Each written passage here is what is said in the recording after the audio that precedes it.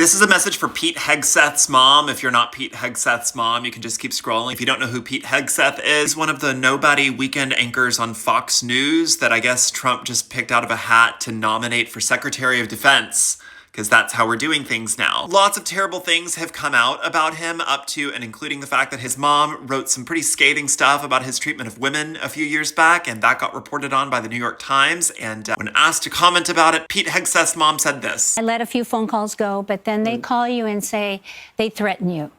That's the first thing they do. Right. They say, unless you make a statement, we will publish it as is.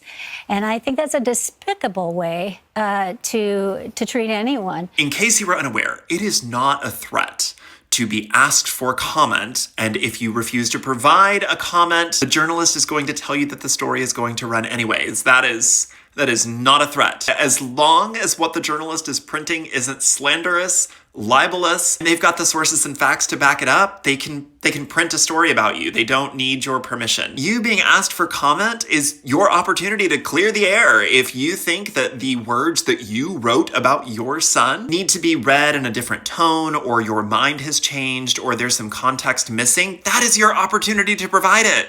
That's it. Likewise, you have to say off the record before you ever tell anything to a journalist. You have to declare that your conversation's off the record. You can't decide halfway through that you're done being on the record. Also, if you've agreed to an interview with a journalist and they start interviewing you, you can't decide that the interview is going badly and then say you don't have my permission to print it. That's not how any of this works. You don't just get to decide, oopsie, I said dumb things and you shouldn't get to tell other people that I said those things. That's not how any of this works. Thanks, Pete Hegseth's mom. Your son's terrible. Thank you. Goodbye.